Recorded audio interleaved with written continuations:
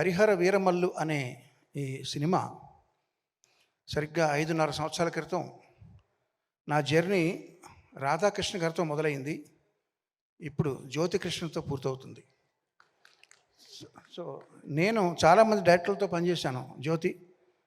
So చాలా తక్కువ మందిలో నేను చూసింది ఏంటంటే క్విక్గా డెసిషన్ తీసుకోవడం, అందులో వేవరింగ్ లేకపోవడం, ఒకసారి డెసిషన్ తీసుకున్న తర్వాత దానికి కట్టుబడి ఉండడం. అది చాలా డైరెక్టర్స్లో నేను చూసిన అరుదైన క్వాలిటీ. ఆ క్వాలిటీ ఉంది కాబట్టి చాలా మంచి భవిష్యత్తు ఉంది Jyothi. All the best Jyothi. Thank you very much for continuing journey with me. మామూలుగా డైరెక్టర్లో మారితే సరే క్రిష్ గారు కీరవాణి గారిని పెట్టుకున్నారు, మనం వేరే వాళ్ళకి వెళ్దాం అని అనొచ్చు. అలా అనకుండా నా మీద నమ్మకంతో నా దగ్గరికి వచ్చినటువంటి జ్యోతి ధన్యవాదాలు, శుభాకాంక్షలు. ఈ పోస్ట్ ప్రొడక్షన్కి సమీపించే కొద్దీ కూడా పాపం తను అన్ని పనులు ఒకడే, అటు ఎడిటింగ్ కానీ, ఇటు గ్రాఫిక్స్ కానీ, మ్యూజిక్ కానీ అన్నీ తనే చూసుకుంటూ నిద్రాహారాలు మానేసి పనిచేయడం నాకు తెలుసు ప్రత్యక్షంగా. వాళ్ళ అమ్మాయికి జ్వరం వచ్చి ఒంట్లో బాగోలేనప్పుడు కూడా ఒక్కరోజు ఒక పూట లీవ్ తీసుకుని వెళ్ళి మళ్ళీ వచ్చేసి మళ్ళీ పని కంటిన్యూ చేశాడు. ఎందుకంటే మా రత్నం గారు ఇండస్ట్రీలో కాంట్రవర్సీలతో సంబంధం లేకుండా చాలా తక్కువ మంది సాధు స్వభావాలు ఉంటుంటారు. అట్లాంటి వాళ్ళు అగ్రగణ్యులు రత్నం గారు. ఆయన ప్రొడ్యూసర్గా కంటే కూడా ఆయన లిరిక్ రైటర్గా నేను ఆయనకి పెద్ద ఫ్యాన్ని. బాయ్స్లో పాటలు ఇంకా చాలా పాటలు మీరు రాసినవి నాకు చాలా ఇష్టం అండి.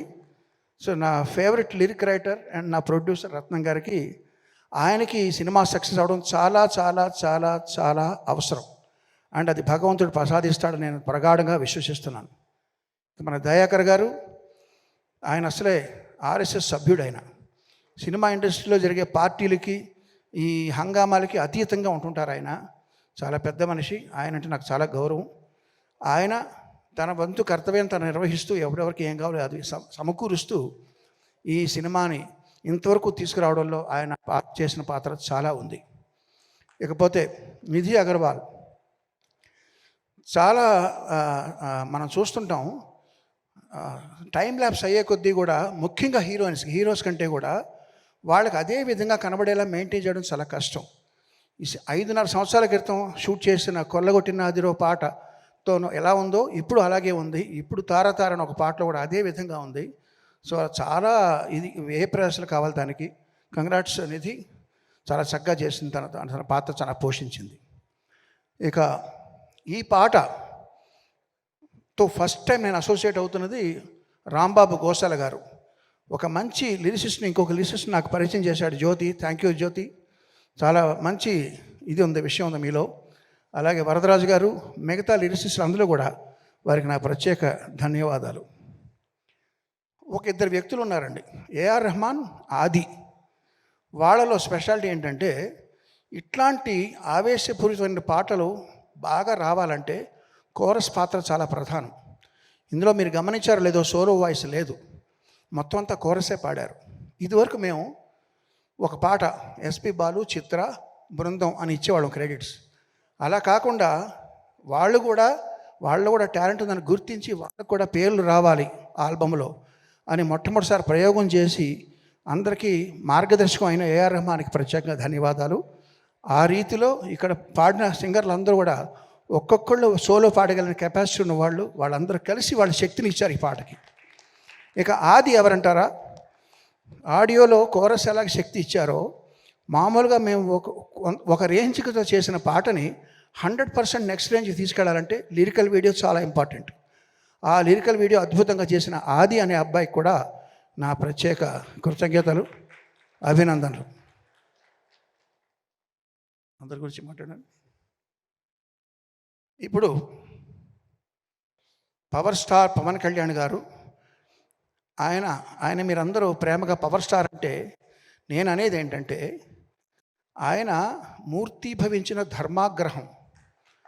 ఆగ్రహం వేరు, ధర్మాగ్రహం వేరు. ఆగ్రహం మన అందరికీ వస్తుంది. మనల్ని ఎవరో పర్సనల్గా తిట్టినా, లేకపోతే మనకేదో అనుకున్నది జరగకపోయినా, మనం ట్రాఫిక్ జామ్లు ఇరుక్కున్నా, ఇవన్నీ ఆగ్రహం మన ప్రతి వాళ్ళకి వచ్చేది. ధర్మాగ్రహం అనేది సమాజం కోసమో, ప్రజల కోసమో, న్యాయం కోసమో వచ్చే ఆగ్రహం ధర్మాగ్రహం. అటువంటిది మూర్తీభవించిన వ్యక్తి ఆయనకి మాత్రమే సరిపడేలా తీర్చిదిద్దిన ఈ హరిహర వీరమల్లు స్టోరీ, ఇది ఆయన తప్ప ఇంకెవరు చేసినా రాణించదని ప్రగాఢంగా నమ్ముతున్నాను. ఫస్ట్ టైం నేను ఆయనకి చేసే సినిమా కాబట్టి ఇప్పుడు ఒక విషయం చెప్తానండి. నాలాంటి వాళ్ళకి, మన ఇక్కడ ఉన్న చాలామంది లాంటి వాళ్ళకి సక్సెస్ వస్తే బలం పెరుగుతుంది, ఫ్లాప్లు వస్తే కొంచెం డౌన్ అవుతాం. అంటే ఏంటి, మన చలిమంట కాచుకున్నప్పుడు వాన పడితే ఆ మంట ఆరిపోద్ది, లేదా దాంట్లో కొంచెం పెట్రోలో లేదా కట్టెలో వేస్తే కొంచెం మంట పెరుగుతుంది. ఇలాగా జయాపజయాలతో సంబంధం లేకుండా దూసిపోయే కార్చిచ్చే పవన్ కళ్యాణ్.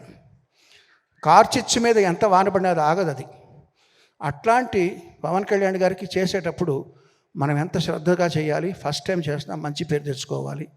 ఇది పైగా ఏఆర్ రత్న గారికి ఇది చాలా మంచి పేరు డబ్బు తీసుకురావాలనే ఉద్దేశంతో ఆ బ్యాక్గ్రౌండ్స్ కూడా స్టార్ట్ చేసామండి.